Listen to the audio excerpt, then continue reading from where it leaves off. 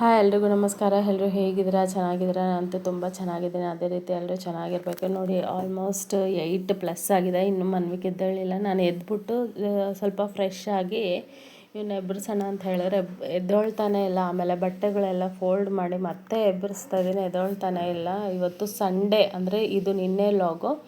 ಒಂಚೂರು ಲೇಟಾಗೆ ಸಂಡೇ ಅಂದರೆ ಇವಾಗ ಸಮ್ಮರ್ ಹಾಲಿಡೇಸ್ ಅಲ್ವಾ, ಅವನು ಒಂಚೂರು ಲೇಟಾಗಿ ಎದ್ದೇಳ್ತಾನೆ. ಸೊ ಎಬ್ಸಕ್ಕೆ ಹೋಗಲ್ಲ.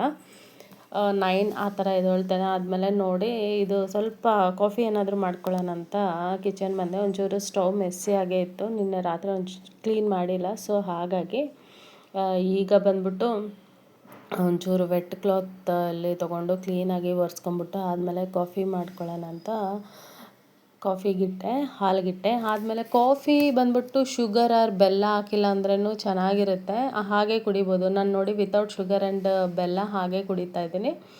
ಕಾಫಿ ಬ್ರೂ ಪ್ಯಾಕೆಟ್ ಒಂದು 2 ರುಪೀಸ್ ಶಾಶು ಬರುತ್ತಲ್ಲ ಅದು, ಮತ್ತು ಒಂಚೂರು ಹಾಲು ಹಾಕ್ಕೊಂಡು ಚೆನ್ನಾಗಿ ಮಿಕ್ಸ್ ಮಾಡ್ಕೊಂಡು ಕುಡಿದ್ರೆ ಆಯಿತು.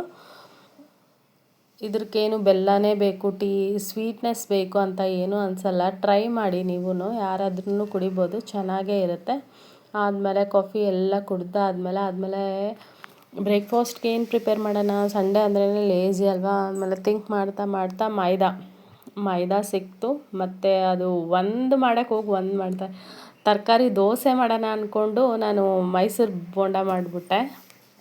ಆದಮೇಲೆ ಮೈದಾ, ಮೊಸರು ಮತ್ತು ಒಂಚೂರು ಇಡ್ಲಿ ರವೆ ಇತ್ತು, ಅದು ಒಂಚೂರು ದೋಸೆ ಬ್ಯಾಟರ್ ಎಲ್ಲ ಮಿಕ್ಸ್ ಮಾಡಿ ಚೆನ್ನಾಗಿ ಸ್ವಲ್ಪ ಸಾಲ್ಟು ಸೋಡಾ ಹಾಕಿ ಚೆನ್ನಾಗಿ ಮಿಕ್ಸ್ ಮಾಡಿದ್ರೆ ಪರ್ಮಿಟ್ ಆಗುತ್ತೆ. ನಾವು ಹಾಕ್ಕೋಬೇಕಾದ್ರೆ ಒಂಚೂರು ಈರುಳ್ಳಿ ಮತ್ತು ಮೆಣಸಿನ್ಕಾಯಿ, ಕೊತ್ತಂಬರಿ ಸೊಪ್ಪು ಅಷ್ಟೇ ಹಾಕೋದು. ನಾನು ಏನು ಮೆಣಸು ಅದೆಲ್ಲ ಹಾಕಲ್ಲ, ಮಕ್ಕಳು ತಿನ್ನಲ್ಲ ಅಂತ. ಈ ವಿಡಿಯೋ ಇಷ್ಟವಾದಲ್ಲಿ ಒಂದು ಲೈಕ್, ಶೇರ್, ಕಾಮೆಂಟ್ ಮಾಡಿ, ಸಬ್ಸ್ಕ್ರೈಬ್ ಮಾಡ್ಕೊಂಡು ನೋಡಿ ನನ್ನ